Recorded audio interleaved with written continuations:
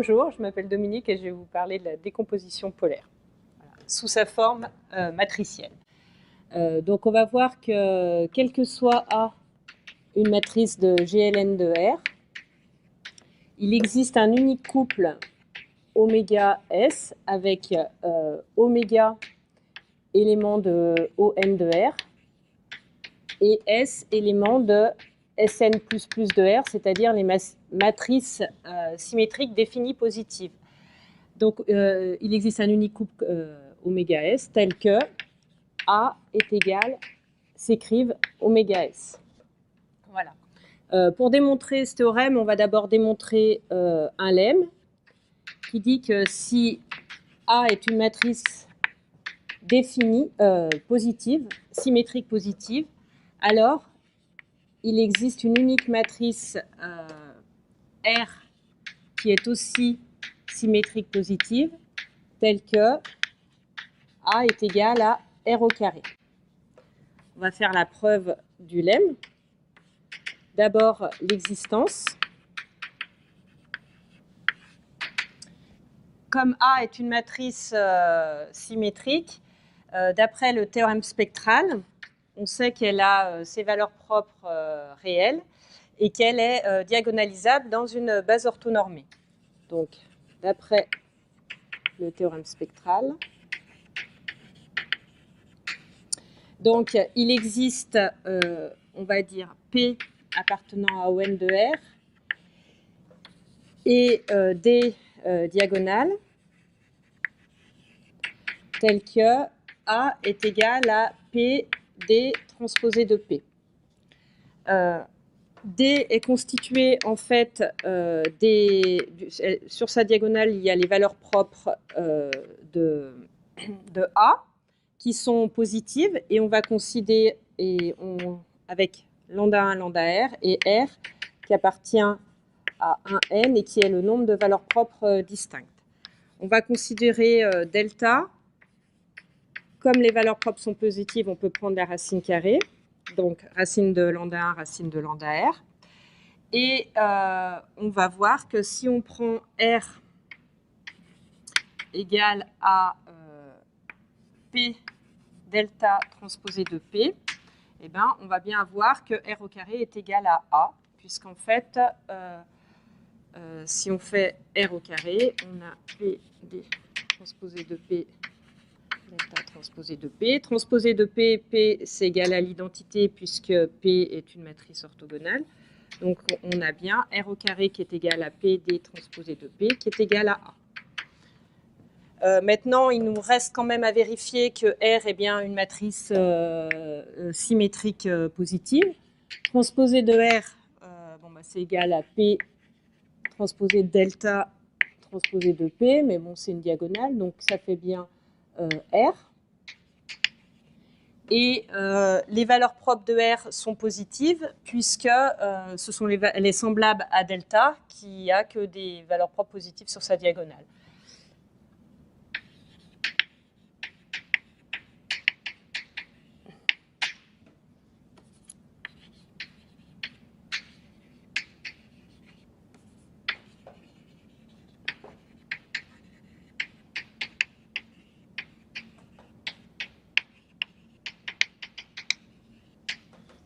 Voilà, donc on a bien l'existence. Maintenant, l'unicité. Alors, pour l'unicité, on va considérer un polynôme gamma, le polynôme interpolateur de Lagrange, tel que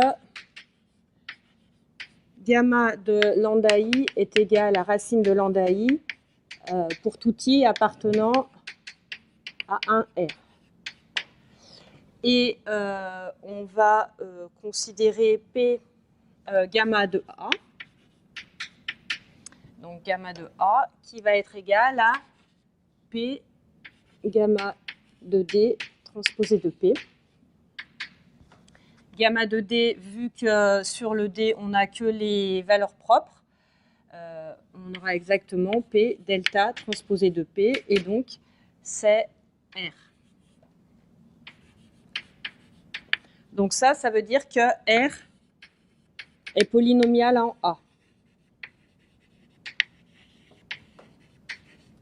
Maintenant, si on suppose qu'il existe une autre matrice, si on suppose T appartenant à Sn plus 2R, tel que A est égal à T au carré, donc là, on voit que A est polynomial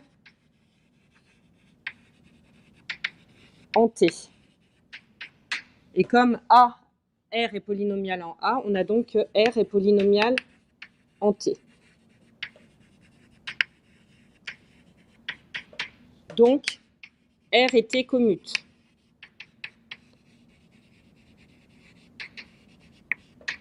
De plus, comme R et T appartiennent à Sn plus 2R, elles sont symétriques, elles sont diagonalisables.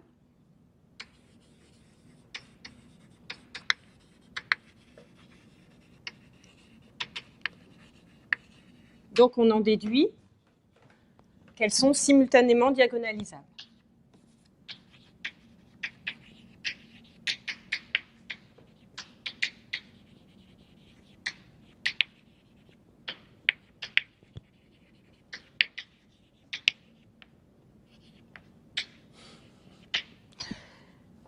Donc, voilà, il existe Q éléments de GLN de R, tel que on a R qui est égal à Q lambda Q-1 et T égal à Q gamma Q-1. Comme A est égal à T au carré et A est égal à R au carré aussi, on a R au carré qui est égal à T au carré. Et donc, on va avoir que gamma au carré est égal à lambda au carré. Et comme sur R et T ont que des valeurs propres positives, on n'a que des valeurs positives sur gamma et lambda. Et donc, on a bien lambda qui est égal à gamma. Et donc, R est égal à T, d'où l'unicité. Donc, on revient à la preuve du théorème maintenant.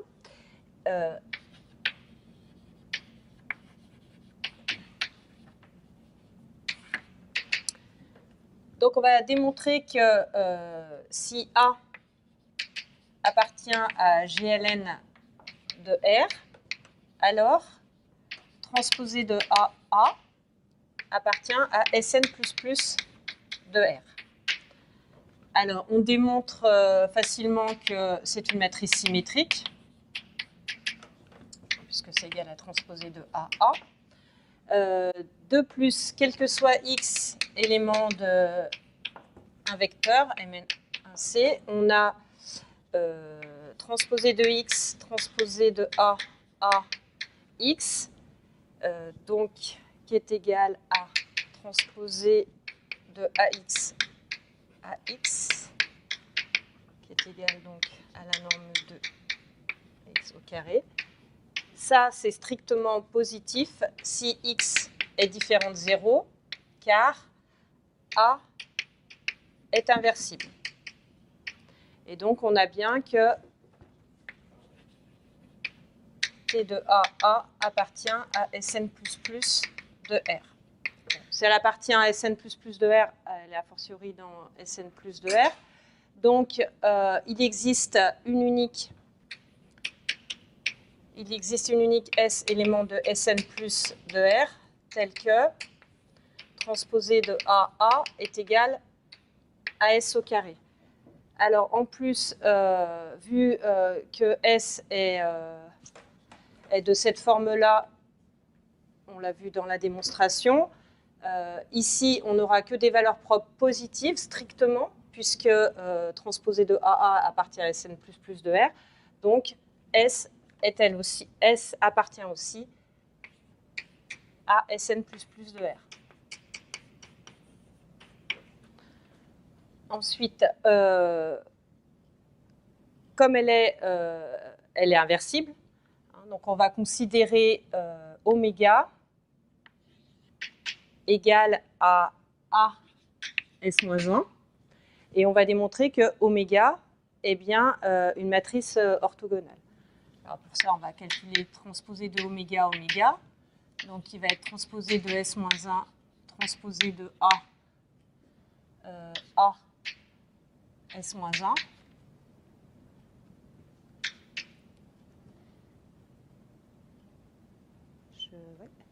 Donc, transposé de AA, c'est donc S2, comme on l'a montré ici. Et comme elle est symétrique, transposé de S-1, c'est S-1. Donc, en fait, on obtient l'identité. Et donc, oméga appartient bien à ON de R. Donc, on a démontré l'existence. Maintenant, on va démontrer l'unicité.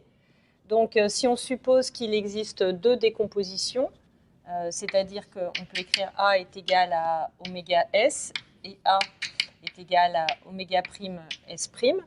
Alors à ce moment-là, transposé de A, qui est transposé de S, transposé de oméga S est égal à S2. On démontre de même que transposé de A est égal à S prime au carré. Donc, par unicité de la racine carrée, comme S et S' appartiennent à Sn plus de R, on a que S est égal à S'. Comme S est égal à S', on peut écrire que oméga S est égal à oméga prime S. S, comme elle est dans Sn plus de R, elle est inversible. Donc, oméga est égal à oméga prime. Et on a bien unicité de la décomposition.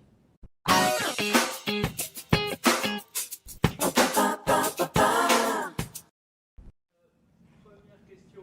Est-ce que tu peux me dire ce que c'est que ON de R? Tu me l'as pas dit. ON de R, c'est l'ensemble des matrices orthogonales. Oui. Comment on définit? Eh ben, donc, si M est élément de ON de R, on a transposé de MM qui est égal à l'identité. C'est défini comme ça. D'accord. Ok. Au niveau matrice de passage, comment on peut caractériser, en tant que si M était une matrice de passage d'une base à une autre, Oui. comment on pourrait caractériser ON de R? Si M est une matrice de passage, bah, si M est une matrice de passage, bah, P-1 égale M-1 égale transposé de M. Oui, mais comment on peut caractériser? On l'a utilisé à un moment dans le développement. Là? Oui. C'est que c'est une matrice de passage de quel type de base à quel type de base? C'est une matrice de passage d'une base orthonormée à une base orthonormée. Voilà, Ouais. c'est comme ça qu'on peut caractériser. Pourquoi est-ce qu'on a choisi les... Alors, dans la matrice D, les lambda I peuvent être distincts. Doivent être distincts, oui. C'est ça? Oui. Mais ils peuvent se répéter. Oui, bah oui, il y en a. Ici, on a n valeurs propres, Oui, d'accord. mais qui ne sont pas toutes distinctes. Par contre, il y en a R distinctes. Alors, à quel moment on s'est servi du fait qu'elles étaient distinctes? Pourquoi ça a servi? Pour le polynôme de Lagrange. Voilà, ici. Il faut que, quand on prend gamma de lambda i, il faut que les lambda i entre 1 et R soient distincts. Parce qu'on va utiliser... alors, je l'écris ou... Non, c'est bon? Oui, c'est dans les hypothèses du théorème de Lagrange. D'accord. Alors, maintenant, juste, il y a deux gammas dans l'histoire. Oui. Oui. Alors, ils sont différents? Oui, carrément. Il y a un gamma, c'est un polynôme. Après, je n'ai jamais fait grec ni latin, ni... Dans mon collège en Maurienne, il n'y avait pas, quoi. Ni l'un ni l'autre. Donc, ça, c'est gamma le polynôme, et ça, c'est gamma une matrice diagonale. Voilà, rien à voir. Oui, rien à voir, d'accord. Alors maintenant, une autre question. Il faudrait détailler la partie gamma de A égale P delta transposé de P. Oui. Parce qu'en fait, ici, A... J'efface pas. Là, alors, A, en fait, donc, on peut l'écrire PD P-1, puisqu'ici P est une matrice, justement, on l'a vu, orthogonale. Et donc, en fait, quand on fait gamma de A, c'est gamma de P D P-1. Et donc, ça, c'est la même chose que P gamma de D P-1. Voilà. Et gamma de D, c'est bien... Et gamma de D, c'est bien delta. D'accord. C'est bon. Delta. Ouais. Voilà. Ok. Bon. Alors, après, je voudrais revenir encore sur autre chose. Ici, il faudrait un parenthésage quand on calcule transposé de gamma, gamma. Oui. Là-haut. Ah oui. Il faudrait un parenthésage. Alors, est-ce que tu peux Ah oui. le parenthésage? Oui. Voilà. Voilà. Oui. Alors là, maintenant, du coup, ça veut dire que là, on a utilisé implicitement que l'inverse d'une matrice symétrique est encore symétrique. Ah oui. Pour qu'on puisse éliminer le T qui est là. Ouais. Alors, pourquoi l'inverse d'une matrice symétrique est-elle symétrique? Alors, je vais essayer de l'écrire. Alors, bon, appelons S' l'inverse de S. On a donc SS' qui est égal à l'identité.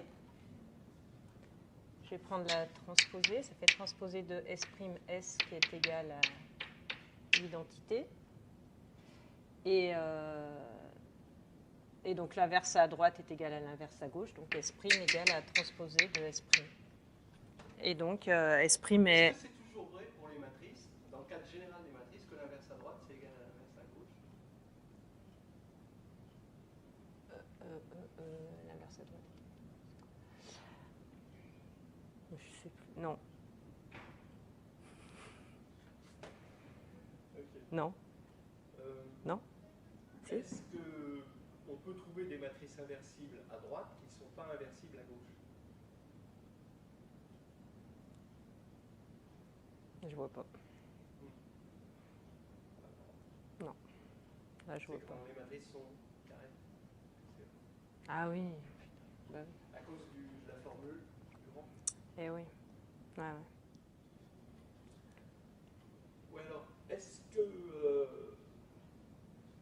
que c'est vrai en général que l'inverse à droite, c'est égal à l'inverse à gauche? Dans quel cadre c'est vrai? Oui, bah, c'est vrai, dans le cas d'une bijection. Oui. Ouais. Quand on a une application, ouais. Bijective, l'inverse à droite est égal à l'inverse à gauche. Qu'est-ce qui se passerait si A n'était pas inversible, donc n'était pas dans GLN de R, mais dans MN de R? Alors, si A est dans Mn de R, on a toujours l'existence du couple, sauf qu'on n'a plus l'unicité. Et puis, S n'appartient pas à Sn++ de R forcément, mais à Sn+ de R. Alors, je peux le montrer. Hein. Alors, en fait, on raisonne par densité. Hein. Si A appartient à Mn de R, donc on sait que GLN de R est dense dans Mn de R. Donc, il existe une suite AK, K élément de N, appartenant à GLN de R, tel que AK tend vers A, converge vers A. Alors, en fait, pour K fixé, et ben, comme AK est élément de GLN de R, on peut lui appliquer le résultat qu'on vient de démontrer. Donc, on sait qu'il existe un unique couple oméga K SK, donc appartenant à ON de R et Sn++ de R, tel que, en fait, on est AK est égal à oméga K SK. Voilà. Ensuite, ON de R est un compact.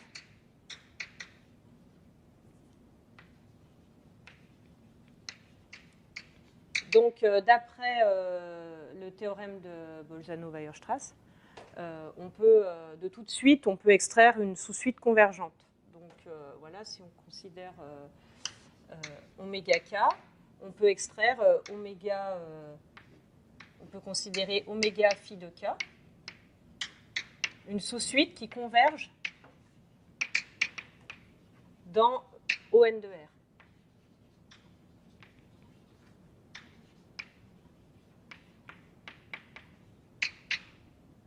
Donc, ça, c'est une extraction. Donc, comme SK, AK, pardon, converge vers A fortiori, A sigma K converge aussi vers A, puisqu'elle est extraite d'une suite qui converge. Donc, finalement, maintenant, on va regarder ce qui se passe. Si on a... on va considérer. Alors, SK, là, qui est là, appartient donc à Sn++ de R, donc elle est inversible. Non. C'est... Attendez. Si je fais tendre tout ça, qu'est-ce qui se passe? On peut regarder S phi de K. Voilà, c'est S phi de K. C'est pas sigma, non? S sigma K. C'est oméga K moins 1. Phi de K. Sigma. Ah, sigma K. AK. Voilà. Sigma. Sigma K. Bon, alors, si on regarde la limite, A sigma K va tendre vers A, ça tend vers oméga moins 1. Et en fait, comme l'inverse et le produit matriciel sont des applications continues, on va avoir que S sigma K va tendre finalement vers oméga moins 1 A. Voilà, donc on a une limite. Et en fait, il se trouve que S sigma K appartient à Sn+ de R, qui est fermé. Donc, la limite ici est en fait un élément de Sn+ de R. Et donc, oméga moins 1A peut s'écrire, oméga moins 1A est égal à S avec S élément de Sn+ de R. Et donc, on a bien la décomposition oméga S. Voilà. Ça rappelle à d'autres questions. Pourquoi est-ce que le groupe ON de R est un compact? Alors, c'est un compact parce que c'est un fermé borné. Alors, c'est un fermé parce qu'on a transposé de M qui est égal à l'identité pour toute matrice de ON de R. Et l'application qui a M associe transposé de M est continue. Et donc, ON de R, c'est l'image réciproque de l'identité qui est fermée, voilà, par cette application. Et puis, il est borné parce que si on prend trace de transposé de M, eh ben, ça nous fait N. Et trace de transposé de M, c'est une norme. Voilà. Et maintenant, pourquoi Sn+ de R en bas est un fermé? C'est ça qu'on a utilisé. Oui, alors Sn+ de R est un fermé. Alors Sn de R est un fermé puisque c'est un sous-espace vectoriel, un espace de dimension finie. Et en plus, quand on a une suite AK appartenant à Sn+ de R, si on fait transposer de X AKX, ça sera supérieur ou égal à 0. Donc en passant à la limite, ça sera toujours supérieur ou égal à 0. Voilà.